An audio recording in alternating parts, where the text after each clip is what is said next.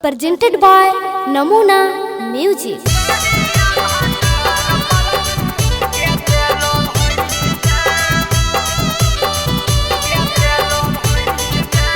Mixed by SP Nitish.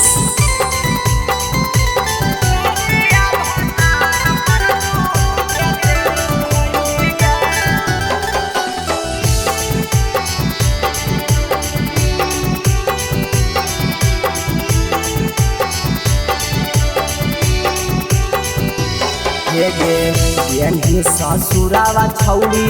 होना Monnaie कहीं गे ससुरावा छौरी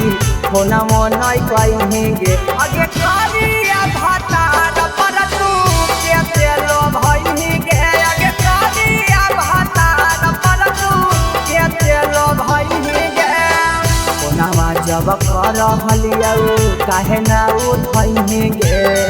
कोनावा जब कर हलियौ काहे ना उठई गे अगे करिया भातार पर तू केते लो भई गे अगे करिया भातार पर तू केते लो भई गे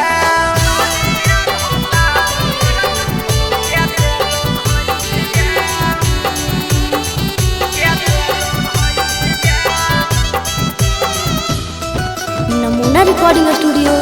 Rajgir.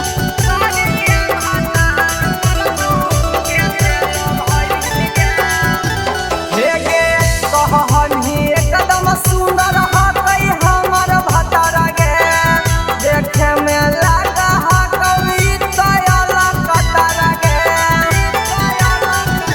हे गे कहनी एकदम सुंदर हकई हमर भतारा गे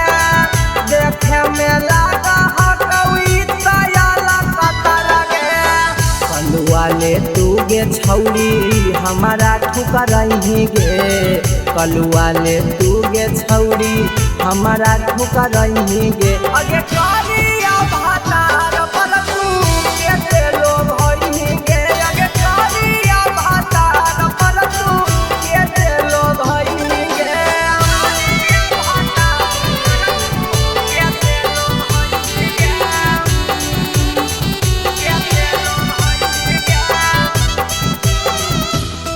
Namuna Recording Studio, Rajgir.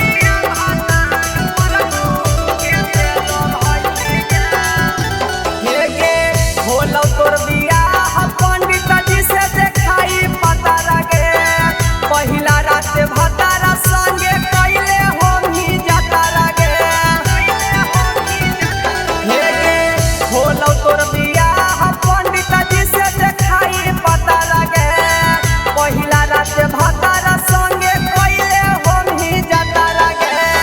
Pinchoo बिपिनावा के तू दिल से भोलही गे रबिया नीतिशवा के तू दिल से भोलही गे अगे करिया भातार पर तू केते लो भई गे अगे करिया भातार पर तू केते लो भई गे Presented by Namuna